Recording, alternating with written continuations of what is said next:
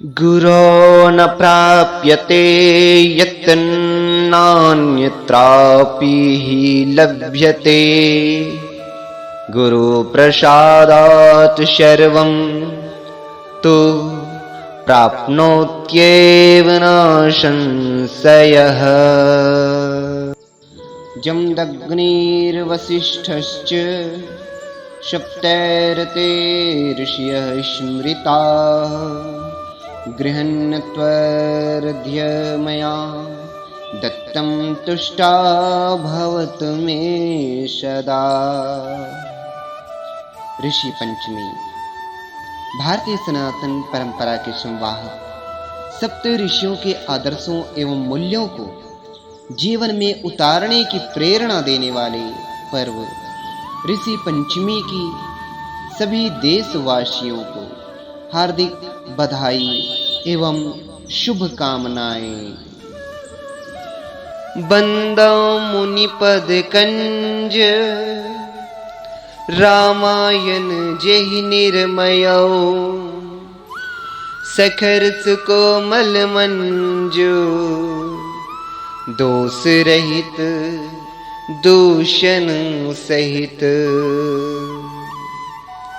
श्री हरि श्री ऋषि पंचमी व्रत कथा। सनातन धर्म प्रेमियों, आइए श्रवण करते हैं भाद्र मास की शुक्ल पक्ष की पंचमी को किया जाने वाला यह व्रत श्री ऋषि पंचमी व्रत। आइए इसके बारे में यह कथा श्रवण करते हैं। राजा सुताश्व ने कहा कि हे पितामह, मुझे ऐसा व्रत बताइए जिससे समस्त पापों का नाश हो जाए। तब ब्रह्मा जी ने कहा, राजन, मैं तुम्हें वह व्रत बताता हूं जिससे समस्त पाप विनाश को प्राप्त होंगे। यह ऋषि पंचमी का व्रत है, जिसके करने से नारी जाति के तमाम पाप दूर होकर पुण्य की भागी होती है। इसके लिए तुमसे एक पुरातन कथा कहता हूं कि विदर्भ देश में उत्तंक नाम के एक सदाचारी ब्राह्मण निवास करते थे। उनकी पतिव्रता नारी सुशीला से एक पुत्री और एक पुत्र का जन्म हुआ। पुत्र सुविभूषण ने वेदों का सांगोपांग अध्ययन किया। कन्या का समयानुसार एक सामान्य कुल में विवाह कर दिया गया, पर विधि के विधान से वह कन्या विधवा हो गई। तो वह अपने सतीत्व की रक्षा पिता के घर रहकर करने लगी। एक दिवस कन्या माता पिता की सेवा करके एक शिलाखंड पर शयन कर रही थी, तो रात भर में उसके सारे शरीर में कीड़े पड़ गए। सुबह जब शिष्यों ने उस कन्या को अचानक इस दशा में देख उसकी माता सुशीला को निवेदन किया कि माता, गुरु पुत्री के दुख को देखिए। गुरु पत्नी ने जाकर पुत्री को देखा और उस अपनी पुत्री की अचानक यह दशा देख के नाना तरह से विलाप करने लगी और पुत्री को उठाकर ब्राह्मण के पास लाई। ब्राह्मण भी पुत्री की दशा देखकर अति विस्मय को प्राप्त हुए और दुखी हुए। तब ब्राह्मण ने हाथ जोड़कर कहा, महाराज, क्या कारण है कि इस पुत्री के सारे शरीर में कीड़े पड़ गए? तब महाराजा ने ध्यान धर के देखा तो पता चला कि इस पुत्री ने, जो 7 जन्म पहले ब्राह्मणी थी, तो एक दिन रजस्वला होते हुए भी घर के तमाम बर्तन भोजन सामग्री छू ली और ऋषि पंचमी व्रत को भी अनादर से देखा। उसी दोष के कारण इस पुत्री के शरीर में कीड़े पड़ गए, क्योंकि रजस्वला रजोधर्म वाली नारी प्रथम दिन चांडालनी के बराबर व दूसरे दिन ब्रह्मघातिनी के समान व तीसरे दिन धोबिन के समान शास्त्र दृष्टि से मानी जाती है। तुम्हारी कन्या ने ऋषि पंचमी व्रत के दर्शन अपमान के साथ किए, इससे ब्राह्मण कुल में जन्म तो हुआ पर शरीर में कीड़े पड़ गए हैं। तब सुशीला ने कहा, महाराज, ऐसे उत्तम व्रत को आप विधि के साथ वर्णन कीजिए, जिससे संसार के प्राणी मात्र इस व्रत से लाभ उठा सकें।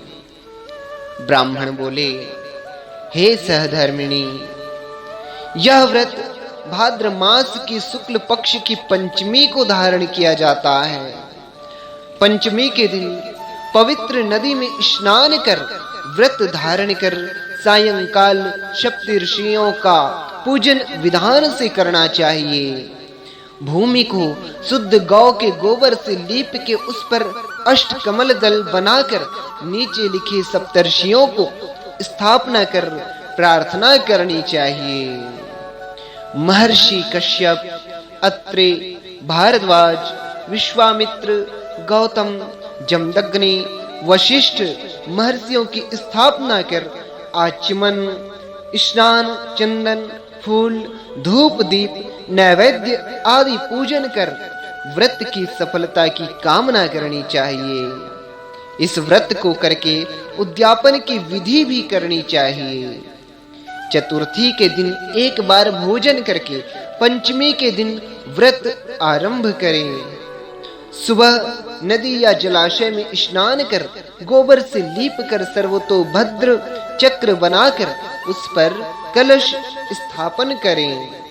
कलश के कंठ में नया वस्त्र बांधकर पूजा सामग्री एकत्रित कर अष्टकमल दल पर सप्तर्षियों की सुवर्ण प्रतिमा स्थापित करें। फिर षोडशोपचार से पूजन कर रात्रि को पुराण का श्रवण करें। फिर सुबह ब्राह्मण को भोजन दक्षिणा देकर संतुष्ट करें। इस प्रकार इस व्रत का उद्यापन करने से नारी सुंदर रूप लावण्य को प्राप्त होकर सौभाग्यवती होकर धन व पुत्र से संतुष्ट हो उत्तम गति को प्राप्त होती है। सनातन धर्म प्रेमियों, ऋषि पंचमी की यह पहली कथा समाप्त हुई। अब दूसरी कथा यहाँ पर आरंभ होती है। दूसरी कथा भविष्य पुराण में इस प्रकार आती है कि एक बार महाराजा कृष्ण से महाराज युधिष्ठिर ने कहा कि वह कौन पंचमी है जिसके करने से नारी जाति दोष से मुक्त होकर के महत पुण्य को प्राप्त होती है। आप मुझे संक्षेप में श्रवण कराइए।